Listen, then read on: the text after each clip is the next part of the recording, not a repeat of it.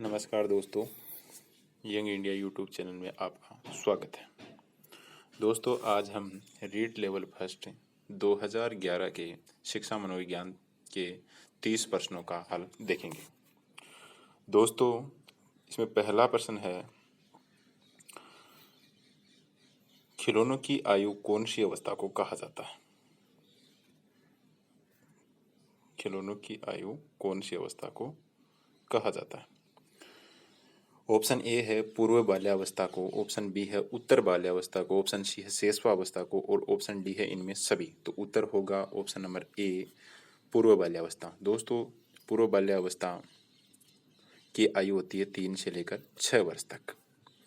दोस्तों, अगला प्रश्न है, निम्न में से कौन सी पूर्व बाल्यावस्था की विशेषता नहीं है? दल समूह में रहने की, अनुकरण करने की, प्रश्न करने की और खेलने की अवस्था। तो उत्तर पूर्व बाल्यावस्था की विशेषता नहीं है, तो इसका उत्तर होगा खेलने की अवस्था। खेलने की अवस्था उत्तर बाल्यावस्था की विशेषता नहीं है, पूर्व बाल्यावस्था की। अगला प्रश्न है, उत्तर बाल्यावस्था में बालक भौतिक वस्तुओं के किस आवश्यक तत्व में परिवर्तन समझ आता है? तो बाल्यावस्था में, उत्तर बाल्यावस्था में बालक द्रव्यमान, संख्या और क्षेत्र, इन सब में आपस में परिवर्तन समझ आता है। अगला प्रश्न है प्रश्न नंबर 4, विकास का अर्थ है। तो इसका उत्तर होगा अभिप्रेरणा एवं अनुभव के फलस्वरूप होने वाले परिवर्तनों की उत्तरोत्तर श्रृंखला। ऑप्शन नंबर सी, इसका उत्तर होगा अभिप्रेरणा एवं अनुभव के फलस्वरूप होने वाले परिवर्तनों की उत्तरोत्तर श्रृंखला को ही क्या कहते हैं? विकास कहते हैं। विकास का अर्थ है। अगला सवाल प्रश्न नंबर 5 है। 5 में दिया हुआ है,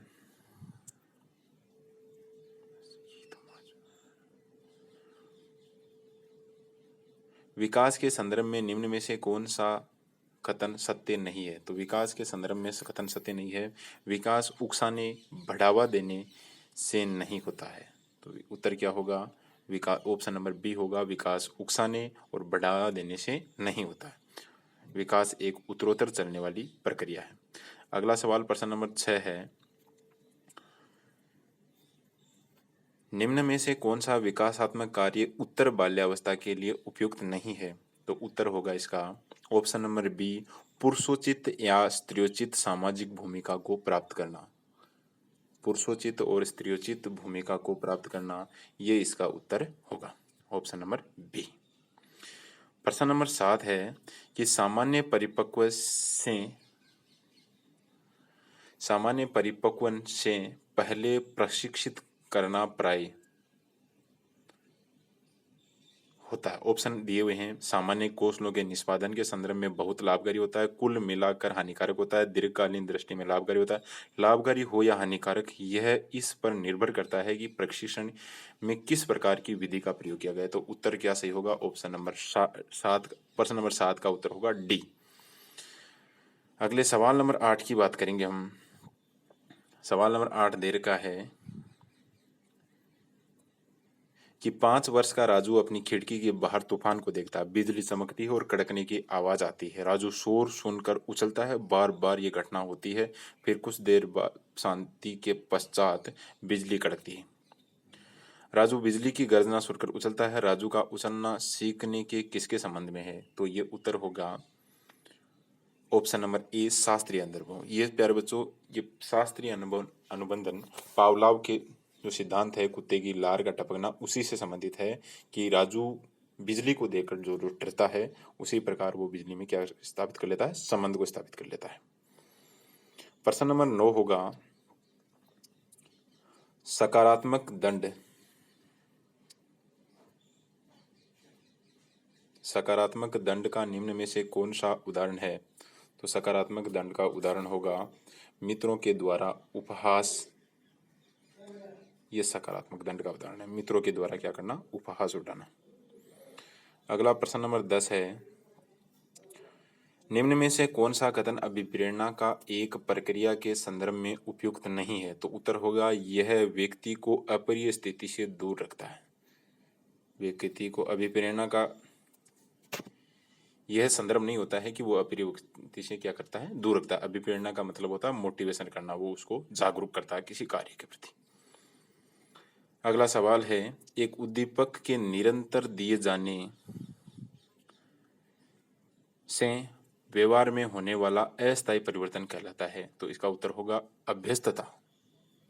एक आप जब एक उद्दीपक निरंतर दोगे तो वो अभ्यस्त हो जाएगा, ये अस्थायी परिवर्तन होता है। कैसा परिवर्तन होता है? अस्थायी परिवर्तन कहलाता है। अगला सवाल है प्रश्न नंबर 12। प्रश्न नंबर 12 में दिया हुआ है कि विद्यार्थियों की अभिवृत्तियों में परिवर्तन के लिए निम्न में से किस विधि का प्रयोग अध्यापक को नहीं करना चाहिए? तो अध्यापक को दबाव से किसी बात या विचार के लिए राजी करना, दबाव नहीं होना चाहिए विद्यार्थियों में, किसी प्रकार का दबाव, अभिवृत्ति नहीं होनी चाहिए दबाव के द्वारा। अगला सवाल प्रश्न नंबर 13 है कि उपलब्धि अभिप्रेरक के संबंध में निम्न में से कौन सा कथन सही है? तो उत्तर होगा इसका डी, इनमें से सभी। तो कौन कौन से होंगे? उपलब्धि अभिप्रेरक जीवित रहने के लिए आवश्यक है, यह व्यक्तिगत क्षमताओं की संतुष्टि महत्वपूर्ण, जो उपलब्धि अभिप्रेरक को विकास के प्रेरक कहा जाता है, यदि व्यक्तियों के मध्य प्रतियोगिता पर बल है तो उपलब्धि अभिप्रेरक को सामाजिक अभिप्रेरक कहा जाता है। उत्तर होगा इनमें से सभी। प्रश्न नंबर 14 है कि 6 से 10 वर्ष की अवस्था में बालक रुचि लेना प्रारंभ कर देता है। तो प्रश्न नंबर 14 में उत्तर क्या होगा? विद्यालय में 6 से 10 वर्ष का बालक विद्यालय में रुचि लेना क्या कर देता है? प्रारंभ कर देता है।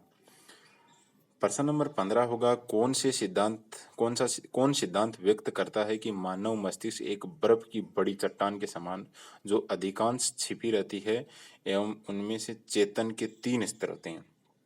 तो ये मनोविश्लेषण सिद्धांत मनुष्य के मस्तिष्क की तुलना चट्टान से करता है। ये सिगमंड फ्राइड का सिद्धांत है। अगला सवाल है 16 नंबर प्रश्न, और 16 नंबर प्रश्न में दे रखा है कि कुछ लोगों का कहना है कि जब बालक को गुस्सा आता है तो वे खेलने के लिए चले जाते हैं, जब तक कि पहले से अच्छा महसूस नहीं करते। उनके व्यवहार में निम्न में से कौन प्रतिरक्षा तंत्र कार्य करता है? तो इसका उत्तर होगा विस्थापन। जब बालक को गुस्सा आता है तो वो खेल के मैदान में चला जाता है। समायोजन से तात्पर्य स्वयं का विभिन्न परिस्थितियों में अनुकूलन करना ताकि संतुष्टि किया जा सके। तो ये उत्तर होगा इसका बी नंबर, बी, प्रेरकों के द्वारा वो समायोजन को क्या करता है? समायोजित होकर विभिन्न परिस्थितियों में अनुकूलन स्थापित करने की क्या करता है? कोशिश करता है। अगला सवाल नंबर 18 देर का है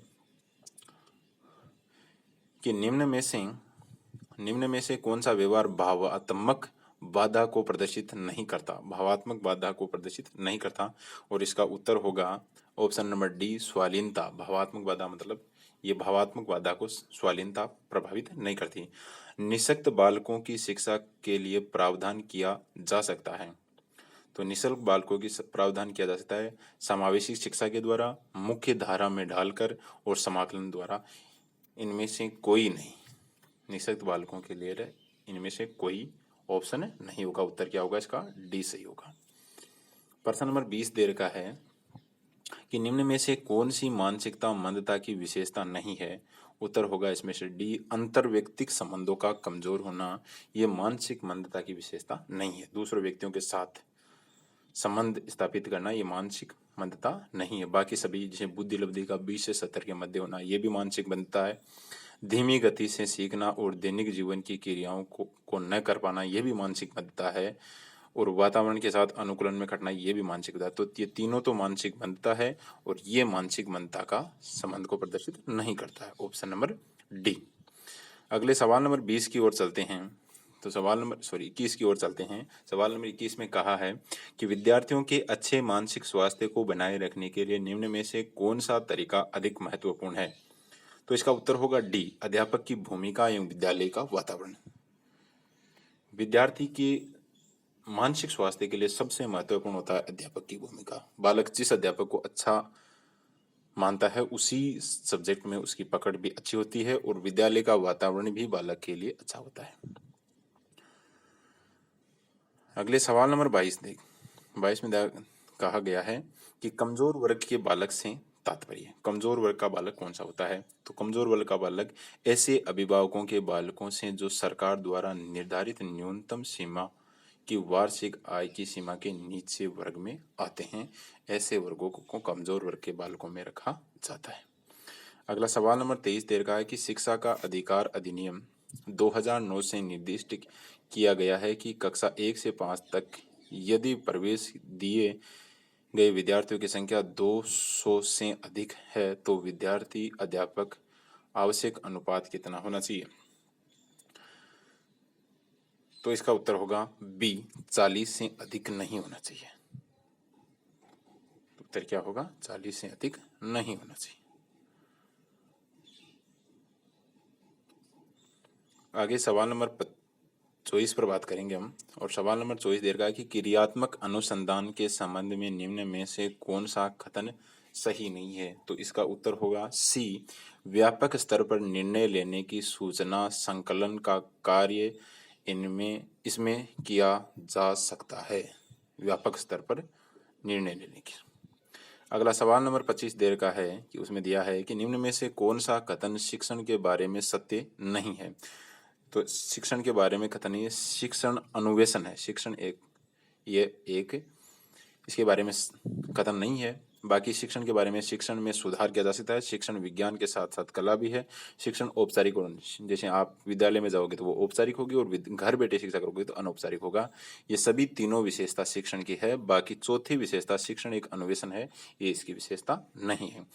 अगले सवाल नंबर 26 में जाएंगे कि राष्ट्रीय परिचर्या पाठ्यक्रम रूपरेखा 2005 में गुणता आयाम शीर्षक के अंतर्गत अधिक महत्व दिया गया है। तो अधिक महत्व दिया गया है वो दिया गया है बालकों के लिए संरचित अनुभव एवं पाठ्यक्रम में सुधार। इसका उत्तर होगा ऑप्शन नंबर डी। अगले सवाल नंबर 27 की बात करेंगे। सवाल नंबर 27 दे रखा है कि राष्ट्रीय पाठ्यचर्या रूपरेखा 2005 में निम्न में से किस परीक्षा संबंधी सुधारों को सुझाया गया है? तो परीक्षा संबंधी सुधार सुझाए गए हैं वो है ऑप्शन नंबर ए, कक्षा 10 की परीक्षा ऐच्छिक होनी चाहिए। उसमें इसमें भी क्या होता है, जैसे हम कक्षा 11-12 में सब्जेक्ट ऐच्छिक करते हैं उसी प्रकार ऑप्शनल सब्जेक्ट होना चाहिए। प्रश्न नंबर 28 की बात करेंगे। प्रश्न नंबर 28 है कि दबाव को कम करने के एवं परीक्षाओं में सफलता के लिए आवश्यक है। तो कम अवधि की परीक्षाओं में अंतरण, कम अवधि की परीक्षाओं में क्या होना चाहिए? अंतरण होना चाहिए। अगले सवाल, मूल्यांकन का उद्देश्य है। तो मूल्यांकन का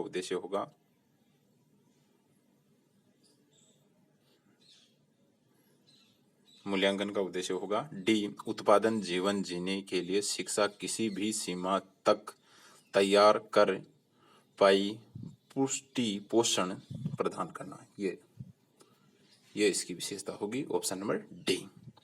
और प्राथमिक विद्यालयों के बालक के लिए किसे बेहतर माना गया है? तो प्राथमिक विद्यालयों के लिए स्वयं के द्वारा किया गया अनुभव, ये इसके लिए क्या माना गया है? महत्वपूर्ण है। ये थे रीट लेवल फर्स्ट 2011 में आए शिक्षा मनोविज्ञान के 30 प्रश्नों का हल था। ये वीडियो आपके लिए अच्छा होगा और हमारे YouTube चैनल यंग इंडिया को आप अधिक से अधिक सब्सक्राइब कीजिए।